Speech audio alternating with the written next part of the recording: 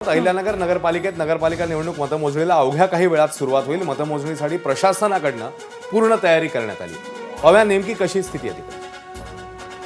भाजपचे आमदार सचिन कल्याण आता थोड्याच वेळात मतमोजणीला सुरुवात होत आहे। जवळपास तब्बल 8 वर्षांनी निवडणूक लागत आहे। एकंदर जे कार्यकर्ते उत्साहात ज्या पद्धतीने उत्साहात मतदान झालं। अहिल्यानगरमध्ये पोलिसांचा कडेकोट बंदोबस्त आहे। तयारी पूर्ण झाली आहे मतमोजणीची। अंगावर पडणार हे पुढच्या काही वेळात स्पष्ट होईल। अहिल्यानगर जिल्ह्यातील 11 नगर परिषद आणि 1 नगर पंचायतीसाठी आज मतमोजणी पार पडते।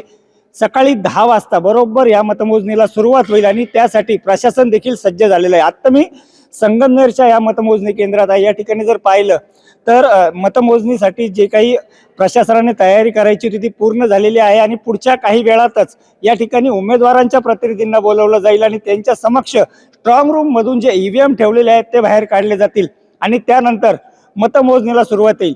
एकूणच जर पाहिलं तर अहिल्यानगर जिल्ह्यात एकीकडे बाळासाहेब थोरात यांची प्रतिष्ठा पणाला आहे तर दुसरीकडे पालकमंत्री राधाकृष्ण विखे पाटील यांची देखील प्रतिष्ठा पणाला लागलेली आहे। त्यामुळे या आजच्या या 12 ठिकाणच्या मतमोजणीत कोणाला उमेदवारी कोण निवडून येणार, कोणाच्या अंगावर गुलाल पडणार हे सगळं पाहणं महत्त्वाचं आहे। नेमकी इथली प्रक्रिया संगमनेरची कशा पद्धतीने असणार आहे आणि राज्यात कशा पद्धतीने मतमोजणी होईल हे बोलण्यासाठी स्वतः निवडणूक अधिकारी आपल्याबरोबर आहेत।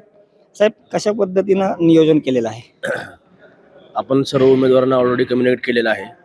साधारणतः 9:30 वाजता उमेदवारांच्या प्रतिनिधी उपस्थितीमध्ये स्ट्रॉंग रूम उघडली जाईल।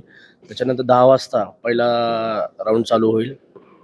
पहिल्यापासून 7व्या राऊंडपर्यंत आपले नगराध्यक्षांचे उमेदवार आहेत त्यांचं काउंटिंग होऊन जाईल। सायमल्टेनियसली प्रभाग वाईज पण होऊन जाईल। पहिल्या राऊंडमध्ये प्रभाग क्रमांक 1, 2 होऊन जातील। पुढच्या राऊंडमध्ये 3, 4, 5 असतील। एबीपी माझा, उघडा डोळे बघा नीट।